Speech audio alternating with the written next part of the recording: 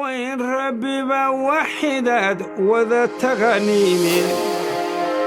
إساقا ودود عن تشيغا لا وذا غيري إساقا وحودون يبا عيدي رواستيني بسم الله الرحمن الرحيم. الحمد لله والصلاة والسلام على رسول الله أما بعد. ولا ليال سيدة أهل السعودين الله سبحانه وتعالى حاولوا مدعيو ونكسن ولو يقانو أسماء الله الحسنى مدعيو ونكسن ويقولوا وسياق من سنة المدع ومدعي عن أولو الهدي وكل ويليه كل ويليه ومدعيو الله يقولوا ونسوه أجل الحسنات الله مركب المنع وكلام مدعيو ونكسن الله سبحانه وتعالى وليه يسفر ويسفر وكل ويليه هذا أساس قرآن قلبه سيدي أسعى سيدي الله يسفر ده دونه مرع واحد مرع وفي عنه ومرع سبحانه وتعالى حانا كان قدمان دونا شرط حنا وانو هذا دونا مرع يضع وان سنين دونا شرحانه انت عامل بالدليل اننا نقهد مرع يضع تفسير وشرحات ومعناه أنا قصي من الدماء دور عشر وأنتحن النوع وضع حتى الخوارج ما تسود من الموتى كل المدى حيث كان مدى عظيم أفضل بالعالم وحال دور قوة بالعالم سوء صوت صارة يرجع من الحرب حضر تأثير المصطفى وضعين وريضاتنا يتبدلا وراح الصحفة والفرعية والمخلوق لنا ومريكا وكبه في أبنى هذا الشيء وريض سبدلا وراح وحببا أنت وحتقامه وحتقام سيادة سنة وحببا أنت هنا في شكل كبهتا وريضي أبدلا وراح الوحب marka waxay cabiraysaa dooyinka iyo isdhabayaalka maskaxda bini'aadamka sida u shaqayso ilaa ay u soo baxdo kelmado afka ka soo baxaya oo lagu hadlayo waxay culimmadu luqaddu sheegaan magacu inuu yahay shayga ama waxa lagu garto walxaha qiimaha ay leeyihiin hadday faa'iido tahay haddii faa'iido darro ay tahay haddii ay khasaaro tahay iyo haddii ay tahay wax nacfi leh sidaa darteed shayga haddaad rabto inaad garato waxaad ku garan kartaa marka hore kaydka maskaxdaada siday u aroorisay shaygaa magaciisa haddii kale aadan magaca aqoonin waxaa kaa dhumaysa inaydan maskaxdaada ku jirin waxa aa aragtay waxa ay yihiin tusaale ahaan haddii aad seef aragto ood magaca seefta taqaano maskaxdaada waxaa ku soo dhacaya inay tahay wax dadka dhima dadka dhaawaca ama dadka la dili kara وحتى كسوق الجودة مدار أرقت البيو وحتى رميسا وحفا إذا لإنه وحل عبا إليه وكاد بيها سيكا لتقانا مقاعدة وغن وحتى رميسا وذيمية غدمية قيلمية عريبية دكتبية تعبيسا مقاعدة في الإنسانين كلهم فهمت آخر والحائط حدي لكن آدم درميني سيكو تكون قنسا وحكما وميل يالله ووحي قبانيسا عن الجوال بيعاد بيوحى عرفتان إنه يسويهين إنه يجاويهين إنه يتكويهين وحيكم فأدبت الشيء لما يعيش وسامين فيه الله مستحرى على الشيء مرحة ورأي سكين وحلق عفوك وعود إليه وأنت مدري من قلب أكثر وأنت عليكم منبض من دون الدبع سببتنا وحيكم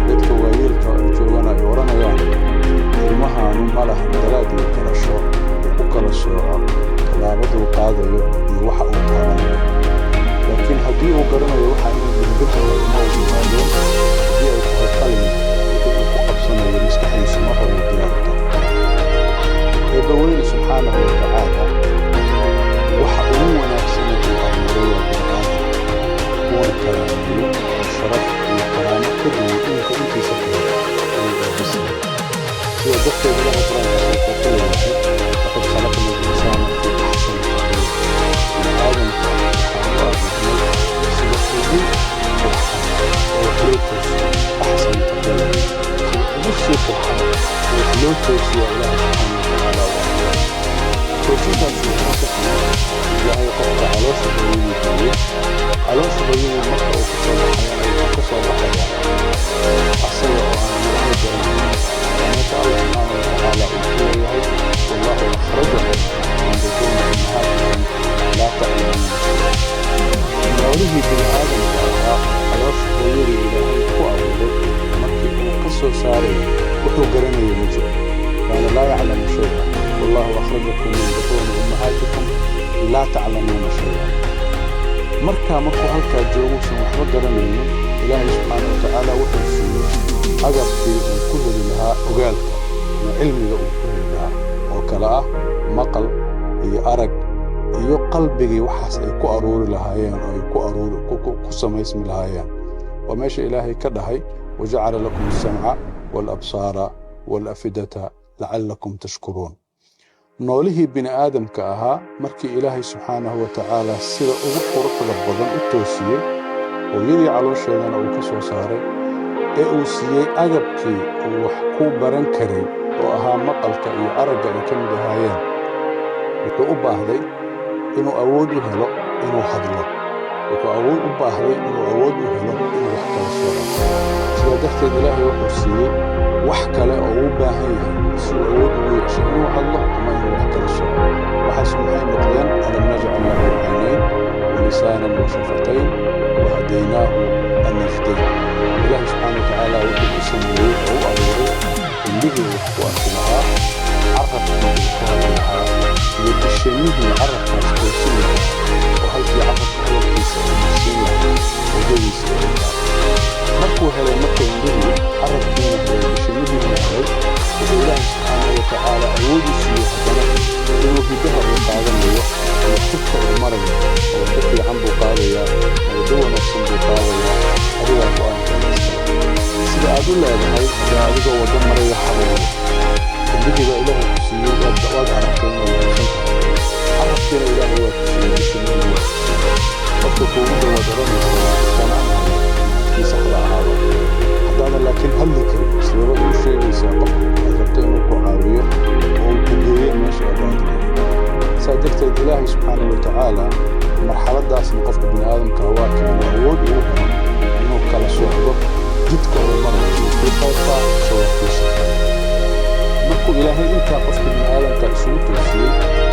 ويسوه آدي أبوك كيسي ومتوصل الله سبحانه أجب كيبو حكومة إلهانا من السيء وتوبة عليه وحضيه وتوبة عليه وحقيب بالنسبة كجلة وتوسع وبنانك سيء بنانك أوصل إلى مكة مدامة هو مستقاجة فيه وما أدوات فيه وكسا مانا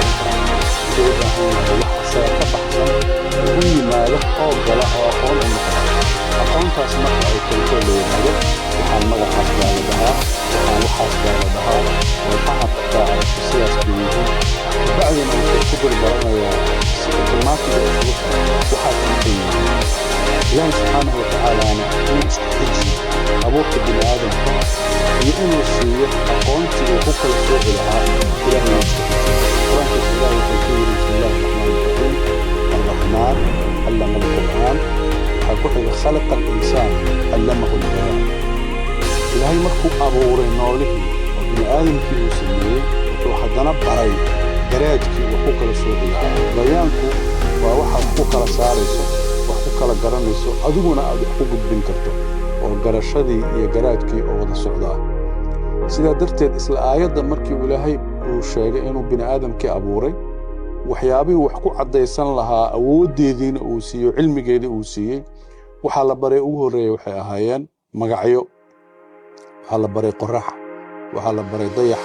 وحالا بري حدقو وحالا بري قيد وحالا بري حر وحالا بري دول مركاسا هدنا وحالا وقدرين وحان مقعيدا الله شيء محيزين محيسا قبطان وكان إلهي أولانا خلق الإنسان علمه البيان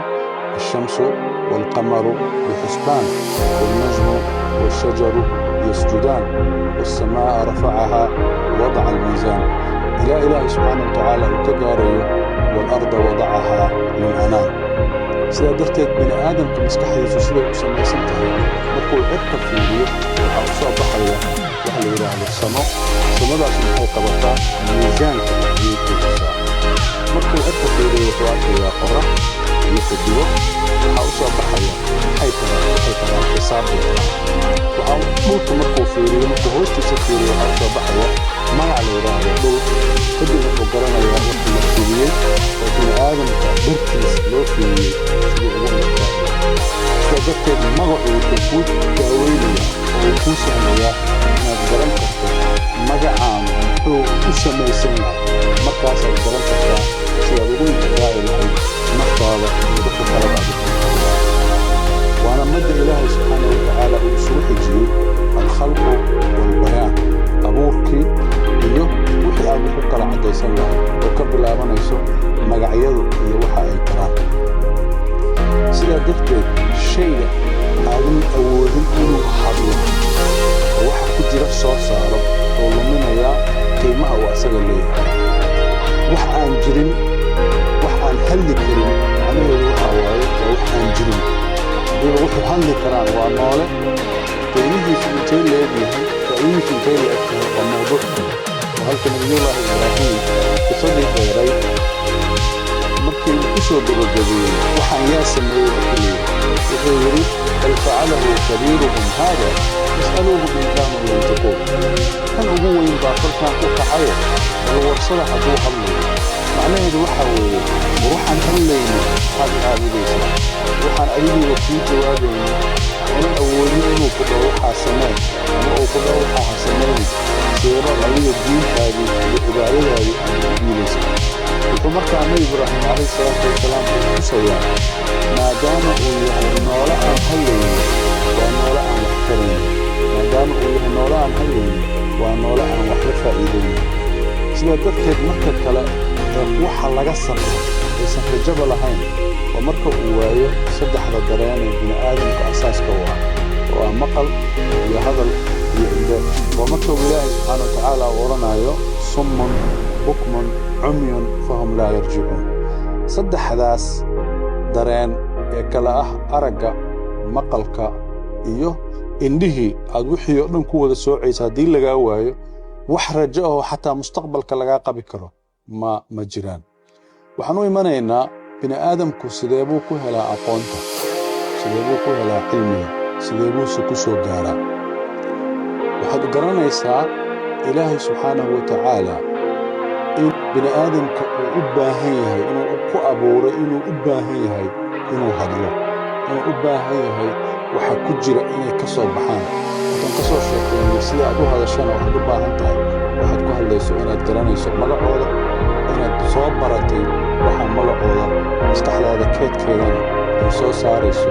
shaygaan magaciisa waxa ugu qiimaha badana ilaahay soo dejiyey waa qur-aankana waa hadalkiina waa hadalka ilaahay subxaanahu watacaala uu nala hadlayo oo uunkiisa la hadlayo oo noloshiisa iyo sidii uu noloshiisa u maamulan lahaa ugu saacay sidaa darteed bini aadamka aqoontiisa waxay ka imataa sababo fara badan laakiin waxaan ka soo bilaabaynaa asalkeedu marka asalkeedu waa xaggee bini aadamku wuxuu ka yimid nabiyullaahi aadam oo uu ku abtirsadaa oo ah noolihii bini aadam ah ee qof ah oo ilaahay abuuray waa nebi aadam marka aqoonta xaggeedu ka keenay nebi aadam wuxuu aqoonta ka keenay ilaahi subxaana watacaala baa baray oo wuxuu baray wax allaala iyo wixii aqoon uuga baahnaa ama agabkii ugu baahnaa inuu aqoon ku helo waa hibo ilaahi subxaanahu watacaala uu nebigiisa calayhi salaam nebi aadam uu siiyey sidaasna iyadoo dhaxal ah oo luqado kala duwan ah oo afaf kala duwan ah ay ummadaha ka soo gaartay ilaahay maanta annaga aan joogno ay noogu imaatay waxa ilaahay uu nebi aadam baray waxaa la yidhaahdaa waa magacyo laakiin ilaahay marka uu sifaynayo wuxuu ku tilmaamay inay tahay cilmi وحو يري وعلم آدم الأسماء كلها ماشا إلهي وحو كتريا إنا دول حهم مغحيضة وغسطاني إنا تهي أقوان وعلم وانا مدى إلهي يري وعلم آدم الأسماء كلها ملائكتي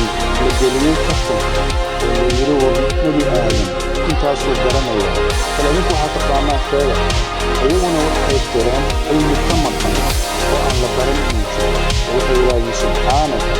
لا علم لنا إلا ما علمتنا ويقول جيران علم لا إله إلا ما لم سابقه من قام علم مسميات الأشياء شيء المرعيض يوحى المرعيض كتب زميان ويقول الملائكة بكتب الويكر أنك علم أو مري آدم وأقوم بنيه علمك marka wuxuu keenayaa inaad awood u yeelato garasho inaad awood u yeelato inaad kala saarto walxaha sida ay isku kala yihiin iyo sida ay nacf u leeyihiin cilmigaasu waa kan ilaahay ibn aadamka ku karaameeyey ee uu uga soocay xayawaanka oo uga soocay waxyaabo fara badan oo ilaahay subxaanahu wa tacaala uu abuuray sidaa darteed luqaddu waxay asal u noqotay inay tahay shayga ugu weyn qofka bini aadamka ama noolaha bini aadamka uu haysto waa meesha culimada qaar ay ka dhahaan ilaahay subxaanahu wa tacaala koonka wuxuu keenay ilaa 5,000 oo luqadood halkan hadda ugama sheekayn doono luqadaha adduunka la keenay waa imisa yaa waayo cid ugu horeyso hadasho inta aan la hadlin ka hor maxaa la isticmaali jiray ma tilmaam baa luqad ahayd sidee loo hadli jiray kamana hadli doono qofka bini aadamka sida ilaahay u abuuray bishimihiisa ulkihiisa wajigiisa iyo la shaqaynta maskaxda sida isugu xiran yihiin halkan hadda ugama hadlayno waxaan ku soo koobaynaa keliya hadalka iyo magacyadu waa awood ilaahay subxaanahu wa tacaala uu bini aadamka siiyey qofka u horreeyey oo la barana inuu yahay abuuna nabiyullaahi aadam calayhi salaam saa darteed luqaddu waa hadal waana tilmaam markii halkaa joogto culamada luqada waxay kala tirsan yihiin luqaddu inay tahay shayga qofka afkakarkiisa iyo dhibaangelinta maskaxdiisa samaysa marka uu rabo inuu wax sheego inay ka imaanayso asalkeeda luqadda marka ayadana waa kan dhowrgeer islaxnay oo aan nidhi waxay ka bilaabataa shayga magaciisa sidaa darteed qofka dhagaxa caabudaya wuxuu u yaqaanaa dhagaxaas ilaah وانا رواء انه دقح عابد لكن ضدك مسلمين waxay u yaqaanaan dhagax marka maadaama uu dhagax yahay magacaas aad taqaano maskaxdaadu waxay rajis garaynaysaa inaan la caabudi karin inuusan kula hadli karin inuusan wax ku tiri karin laakiin qofka markii uu dhashayba loo baray sawir meel yaalla oo gacan ku samaysa yiri waa ilaahaagii maskaxdiisu ma korayso waxaan waa dhagax markuu sameeyay halkan waxaa ka garanaysaa marka magaca shayga sida ay qofka noloshiisa inta ka dambaysa oo dhan ay saameyn joogta ay ugu yeelanayso sidaa darteed xataa bulshooyinka markii la gashay waxaa soo baxday habkay u hadlaan iyo habkay u sheekeeyaan inay calaaqa la leedahay habkay u fakaraan inay calaaqa la leedahay luqadda ay ku hadlaan jaamacad maraykanaa waxay baaritaan ku samaysay luqadaha adduunka sida ay saameyn ugu leeyihiin qofka bini aadamka wax ka tagkiisa waxaa u soo baxday qofka luqadda ingiliishka ku hadla marar fara badan inuu ku sheekeeyo markuu qisada sheegayo inuu xoogga saaro sababta qisadan keentay halka dadka luqadda jabaaniiska ku hadlaya ee qisada keliya wariyaan waxa dhacay keliya inbay ka sheekeynayaan ma mooda inay meeshaa soomaalida u egyihiin oo soomaalidu inta badan ka sheekayso waxa dhacay keliya aysan asbaabta waxaan keenay aysan aad ugu mashquulin waxaa kaloo la wariyaa geeska afrika annaga aan ku noolnahay qowmiyadahooda mid ka mida inaysan luqadooda ku jiri jirin 150 sano ka hor kelmadda la yidhaahdo been taa marka waxaa la yidhi weligood been ma sheegin sababto ah ereyga beentu waa wax qofku alifay uu diyaariyey dadkana ku dhex faafiyey isagoo og inaysan xaqiiqo ahayn laakiin haddaysan dhaqankaagaba ku jirin wax la yidhaahdo been qofku ma alifi karo waxaan jirin saa darteed wuxuu yaqaanaa waxaan waan garanayaa iyo waxaan ma garanayo in wax u dhaxeeya jiraan oo dadka lagu lumin karo oo lagu wareerin karo maskaxdiisu ma diyaarin karto annaga qowmiyadda Soomaalida haddaan nahay waxaa nagu badan inta badan sheekadanada fadhi ku diriradannada meelaha aan ku doonno aan ku sheekaysano sheekadanadu waxay u badan tahay wixii la soo dhaafay waa ku yar tahay waxa soo socda waxaan inta badan ka sheekaynaa waxa soo dhaafay waxa dhacay ma maqashay saasaa la yiri ma maqashay markii la soo fariistay waxa la yiraahdaa maxaa la sheegay wax la soo dhaafay way nagu yartaa inaan ka doodno maxaa soo socda 5 sano soo socota maxaa dhici doona liana luqadeena iyo culture-keenan ku jirin صادرتي dadka Soomaalida ee ka soo shaqeynay afka Soomaaliga ama dhaqanka Soomaaliga ama dhismaha ummadda Soomaalida sheekooyinka la yaqaan waxa kamid ah ereyga la yiraahdo qorsheyn oo Soomaaliga in mar dhow lagu soo daray oo wasaaradii u horeysay oo qorsheynta oo dawladda Soomaaliyeed ay sameysay lagu soo daray waxa arintaas si public uga sheekeeyo dadka Soomaalida u sharxay madaxweynihii maamulka Soomaaliland Axmed Siilaayo oo yiri ereyga aniga afka Soomaaliga ku soo daray markii hore waxa la rabay buu yiri in la qoro wasaaradda jaangoynta waxa la baaray ereyga jaangoynta waxay noqotay waxaad haysato sidaad u maamuli lahayd laakiin qorsheyntu waa wax aadan haysanin sidii aad u keeni lahayd luqadanada Soomaaliga marka maadaama aysan hodan ku ahayn caana ku ahayn dadkuna wada garanaynin inay ka hadlaan waxa soo socdo waxaad arkaysaa qofka Soomaaliga inuu garanayo maanta barito bari dambe isbuuca dambe bisha dambe sanadka soo socda wixii ka dambeeya waa xisaab marka 2 sano 3 sano 4 sano 10 sano meesha carabtu aqdi tiraahdo luqadaha kale oo dhan loo yaqaan erey afka Soomaaliga 10 sano anagu 10 sano aan nidaahnaa sidaa darteed wax ka badan 2 sano ama 3 sano maskaxdiisa dhinaantiisa way nagu yartahay waa sababta dagaalada ceelasha ay u dhacayaan waa sababta dagaalada sokeeye marar badan ay soo noqonayaan sababtoo laga ma fakirin waxaan sidee uga baxnaa waxa laga fakiray duruufta markaas aan ku jirno sidii aan ula dhex noolaan lahayn sidaa darteed luqaddu asalkeeduna yahay magac waxay saameyn ku leedahay sidii aad u fakarayso waa meesha aan rabno marka inaan ka soo galno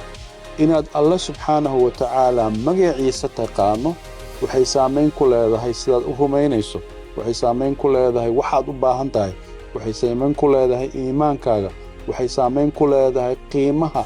iyo qaayaha iyo weynaanta qalbigaaga iimaanka inta uu leeg yahay ku jira sida darteed markaad maqasho Allah الرحمن الرحيم الملك القدوس ereyadaas macnaha ay sameynayaan noloshaada saameynta ay ku yeelanayaan waxay ka imaanaysaa ereyadaas mugooda iyo miisaankooda sida ay qalbigaaga iyo jirkaaga iyo maskaxdaada ay u galeen haddii marka aadan garanaynin Allah subhanahu wa ta'ala magacyadiisa haddii aadan garanaynin Allah subhanahu wa ta'ala sifooyinkiisa waxa hoos kaaga dhacayo sidee baad Ilaahay u baryaysaa sidee baad Ilaahay ugu sheeganaysaa markaad u baahan tahay dambi dhaaf sidee baad Ilaahay ugu sheeganaysaa inuu ku xoojiyo markaad ugu baahan tahay inuu ku xoojiyo sidee baad Ilaahay ugu sheeganaysaa markaad u baahan tahay inuu ku irsaaqo sidee baad ugu sheeganaysaa markaad rabto Ilaahay subhanahu wa ta'ala inuu hodan ka dhigo sadarteed magacyadu waxay ka saameyn doonaan marka aad barato Allah subhanahu wa ta'ala magacyadiisa wanaagsan ee tira badan iyo sifooyinkiisa wanaagsan markaad barato ay ku sahli doontaa in naftaadu hesho sida ugu quruxda badan ee Ilaahay subhanahu wa ta'ala ku baryayso Ilaahay subhanahu wa ta'ala ku weydiisanayso ashirka soo socda waana uga hadli doonaa Ilaahay subhanahu wa ta'ala magacyadiisa in la barto waxa ay u tarayso qofka